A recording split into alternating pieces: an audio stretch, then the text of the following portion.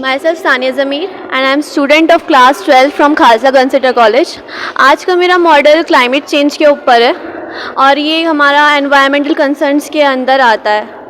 मैंने कोई इनोवेशन इसमें इसलिए नहीं की क्योंकि मुझे ऐसा लगता है कि ऑक्सीजन कंसनट्रेटर बनाने से अच्छा है हम उस चीज़ पे मेहनत करें जिससे हमें नेचुरली ऑक्सीजन मिल रही है।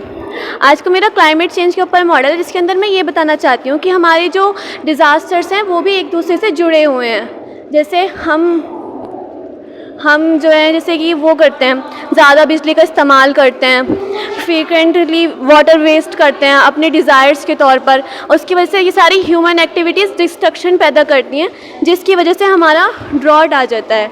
ड्रॉट क्योंकि इन चीज़ों का इस्तेमाल करने की वजह से हम एसी वगैरह इस्तेमाल करते हैं, इसकी वजह से हीट वेव्स निकलती हैं, गर्मी ज़मीन की गर्मी बढ़ती है, उसकी वजह से वाटर स्कैरसिटी आती है, पानी सूखा होने की वजह से हमारा ड्रॉट पड़ जाता है। और ड्रॉट इस कदर पड़ चुका है कि कई लोग इंडिया के कई शहरों में तो पानी पीने को भी नहीं है, लोग कुएं के अंदर उतार के पानी ले रहे हैं और वो पानी भी ऐसा है कि जिसके अंदर हम अपने हाथ भी धोना पसंद ना करें, ऐसे लोग अब पानी पी रहे हैं। जब हमारा ड्रॉट पड़ता है, ड्रॉट के अंदर से जो हीट वेव्स दोबारा रिटर्न होकर निकलती हैं उसकी वजह से हमारे जंगलों में आग लग जाती है।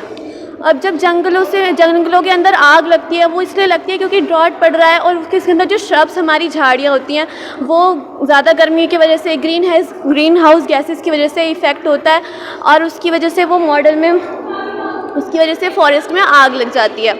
और फॉरेस्ट में से आग लगने के बाद उससे बहुत ज़्यादा कार्बन डाइऑक्साइड निकलती है। बाकी ग्रीन हाउस गैसेस तो हमारी एक्टिविटीज़ की वजह से पहले से ही हवा में होती हैं और कार्बन डाइऑक्साइड ज़्यादा होने की वजह से हमारे ग्लेशियर्स मेल्ट होने लगते हैं।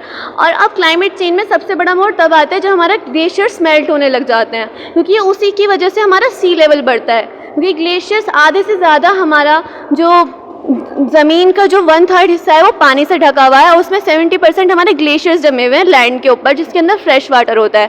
और अगर ये ग्लेशियर इतनी तेज़ी से पिघलते हुए ज़मीन पर जाएंगे तो हमारा सी लेवल बढ़ जाएगा, जो कि ओशन वार्मिंग की वजह से पहले से ही बढ़ चुका है। और इसी की वजह से हमारा फ्लड आता है, सी लेवल बढ़ने की वजह से हमारा फ्लड आता है जिससे हमें ही नुकसान होता है।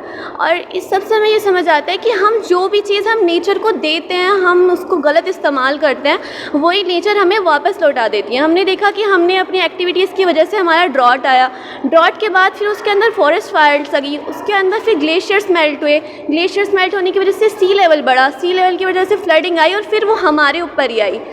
मैं बताना चाहती हूँ कि ये नेचर्स हमारी प्राइवेट प्रॉपर्टी नहीं है, हमें इसे डिस्ट्रॉय नहीं करना चाहिए।